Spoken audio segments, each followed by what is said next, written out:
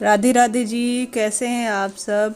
आज हम अहोई अष्टमी के बारे में जानेंगे। कार्तिक मास की अष्टमी को अहोई अष्टमी के रूप में पूजा जाता है। संतान की खुशहाली और समृद्धि के लिए महिलाएं, रविवार को है ये, उस दिन 8 तारीख है जब ये महिलाएं व्रत करेंगी। इस बार खास तौर पे अहोई अष्टमी के दिन सर्वार्थ सिद्ध योग और रवि पुष्प योग सुबह सुबह रहेगा। और साथ ही अहोई अष्टमी संतानवती स्त्रियां अपने पुत्र प्राप्ति के लिए और साथ ही सुख समृद्धि और दीर्घायु के लिए अपनी संतानों की इस दिन पूजन करती हैं।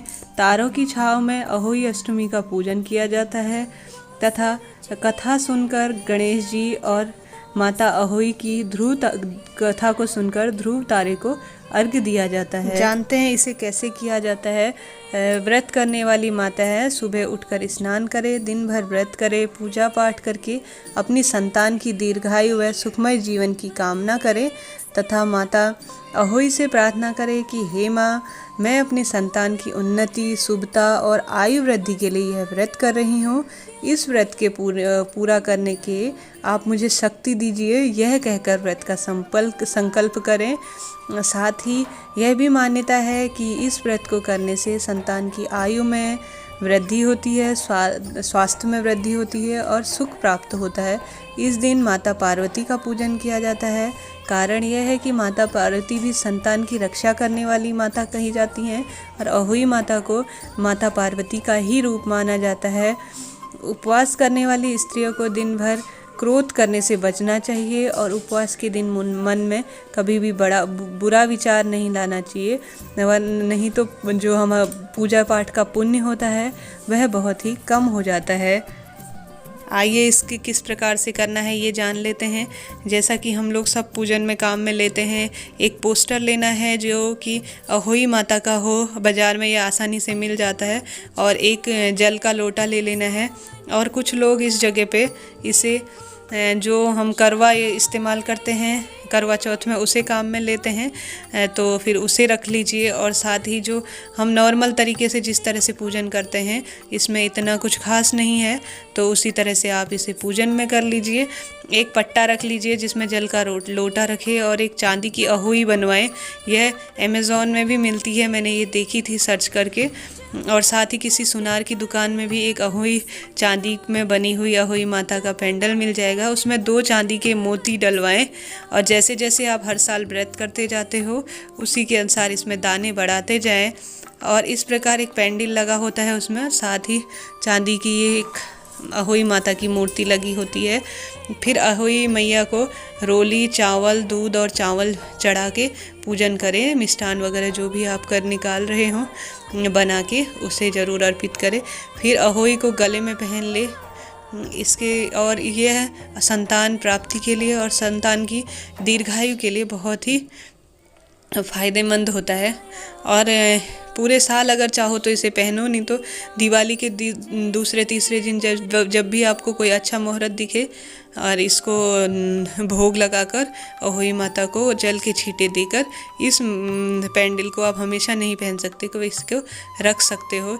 चंद्रमा को अर्घ देकर भोजन करें। इसके पश्चात कहानी सुनने के बाद गणेश जी महाराज की और अहोई माता की इस दिन पेठे का दान करना सबसे शुभ माना जाता है। इस व्रत में छोटे बच्चों की शुभ कामनाओं के लिए किया जाता है यह।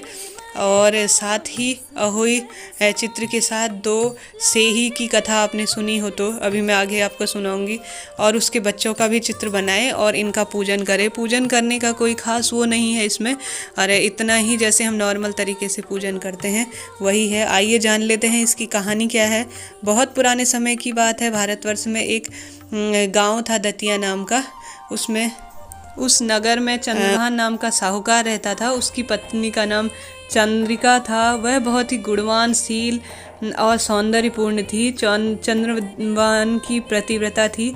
उसके कई पुत्र और पुत्रियां हुई, परंतु वह सब छोटी ही अवस्था में यमलोक को चले गए। संतान के इस प्रकार से मर जाने पर दोनों बहुत ही दुखी थे। वह पति पत्नी मन में यही सोचा करते थे कि हमारे मरने के बाद इस वैभव का कौन अधिकारी होगा। इस दिन दोनों ने निश्चय किया कि यह सब धन आदि को त्याग कर जंगल में वास करने जाएंगे। तब दोनों दूसरे दिन सब सब कुछ घर बार छोड़ छाड़ कर जंगल की ओर चल दिए। जब चलते चलते थक गए तो एक जगह रुक रुक कर आगे बढ़े। इस प्रकार चलते चलते वे बद्रिकाश्रम के समीप एक शीतल कुंड में पहुँचे। वहाँ पहुँचे तो वे दोनों अन्न जल छोड़कर मरने के लिए बैठे। इस प्रकार बैठे हुए उन्हें 7 दिन बीत गए। 7वें दिन आकाशवाणी हुई कि तुम अपने प्राण मत त्यागो, यह दुख तुम्हें पूर्व जन्म के पाप के कारण मिला है। अतः जब तुम अपनी स्त्री से अहोई 8वें के दिन, जो 8वां इस दिन अष्टमी कहते हैं, इस दिन कार्तिक वदी के दिन आती है जो ये अष्टमी, जो अहोई अष्टमी के नाम से जाना जाता है, इस व्रत को रखवाना। इस व्रत के प्रभाव से कोई अहोई देवी नाम की प्रसन्न होंगी, जिनको अहोई माता के नाम से प्रसन्न जाना जाता है, वह आपके पास आएंगी। जब तुम अपने पुत्री और पुत्रों की दीर्घायु मांगोगे तो वह तुम्हें देंगी। व्रत के दिन रात्रि को तुम ब्रज में स्थित राधा कुंड में स्नान करना। तब चंद्रभान की पत्नी चंद्रिका की बड़ी ही श्रद्धा से विधि विधान से के अनुसार इस व्रत को धारण किया। रात में पति पत्नी दोनों राधा कुंड में स्नान करने गए। तब साहूकार वापस आए और वर मांगने को कहा। तब साहूकार ने वर मांगा कि मेरे बच्चे कम आयु में ही स्वर्गवासी हो चले गए हैं, अतः उनकी दीर्घायु होने का वरदान दो। अहोई माता ने तब तुरंत प्रकट होकर ऐसा ही होगा यह कहकर अंतर्ध्यान हो गई। कुछ दिन बाद साहूकार के एक पुत्र हुआ जो बहुत ही विद्वान, बलशाली और प्रतापी और आयुष्मान से भरा हुआ था। जैसे अहोई माता ने उनकी मनोकामना पूर्ण की, उसी प्रकार से हमारी भी मनोकामना पूर्ण करे। कभी भी अपन यहीं पर यह कथा समाप्त होती है। इसके साथ ही गणेश जी की कथा करनी चाहिए। इसके बाद अगर ये वीडियो आपको अच्छा लगे, इस कहानी से इस तरह से आपको अहोई अष्टमी का पूजन करना चाहिए, साथ में कथा करनी चाहिए। यह वीडियो आपके लिए यूजुअल रहा हो तो इस वीडियो को लाइक, शेयर और सब्सक्राइब जरूर करें। जय माता दी।